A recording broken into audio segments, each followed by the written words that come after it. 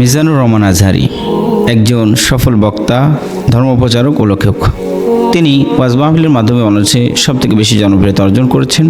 তিনি নিজেকে মধ্যমপন্থী ইসলামী আলোচক বলে দাবি করেন এবং আলোচনা করে থাকেন। প্রাথমিক জীবনে মিজানুর রহমানের পিতা একজন মাদ্রাসা শিক্ষক ও মাতা গৃহিণী ছিলেন।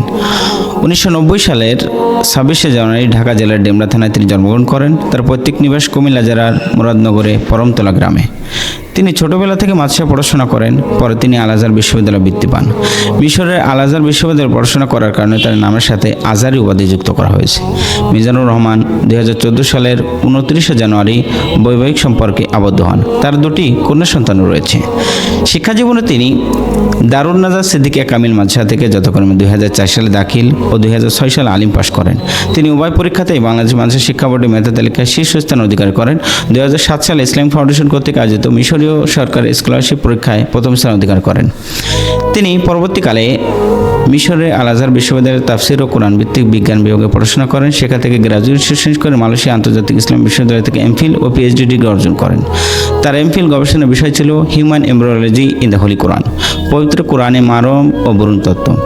তারপর একই বিশ্ববিদ্যালয়ে পিএইচডি প্রার্থী হিসেবে মনোনীত হন। তিনি human behaviour characters in the holy Quran and anatomical study, পবিত্র কোরআন ও বিশ্লেষণ গবেষণার মানব আচরণগত বৈশিষ্ট্যের উপর 2021 সালের ডিসেম্বরের শেষের দিকে ভাইবার মাধ্যমে সফলভাবে পিএইচডি ডিগ্রি গবেষণা সম্পন্ন করেন। কর্মজীবনে তিনি 2010 সাল থেকে ইসলামী গজল ও কিরাত দিয়ে তার কর্মজীবন শুরু করেন। পরে তিনি এটিএন বাংলা টিভির একটি ইসলামিক অনুষ্ঠানে যোগদান করেন। 2015 সালের শুরুর দিকে তিনি ওয়াজ মাহফিল নিয়ে কর্মজীবন শুরু করেন। বৈশাখী টেলিভিশনে ইসলাম সুন্দর ও জীবন শিরোনামের একটি অনুষ্ঠান তিনি করেছেন। জনপ্রিয়তার দিক থেকে ইসলাম ধর্মের অনুশাসন মেনে চললেও নিজেকে সমসাময়িকভাবে উপস্থাপন করা, কোরআন হাদিস বিষয়ক সহজ সাবলী ও গবেষণাকর্মী আলোচনার কারণে অল্প সময়ে বাংলাদেশের মুসলিম বিশেষত মুসলিম তরুণ সম্প্রদায়ের কাছে সবথেকে বেশি জনপ্রিয়তা অর্জন করেছেন। তার মাহফিলের শেষে প্রায়শই দেখা যায় বিভিন্ন 10 থেকে 15 লক্ষ লোক হাজির হয়ে থাকে এবং তার সাথে সাথে জেগে ওঠো আবার।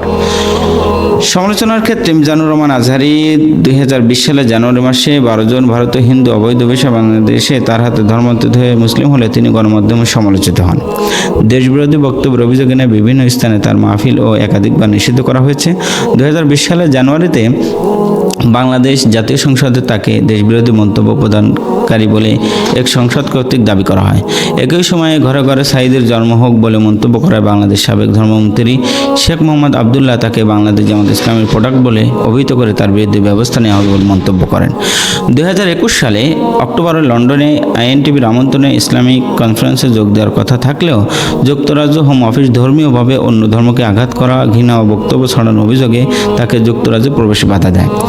প্রবেশে নিষেধাজ্ঞার বিরুদ্ধে মামলা করা হলেও ভিসা বাতিলের পক্ষে রায় দেয় আদালত।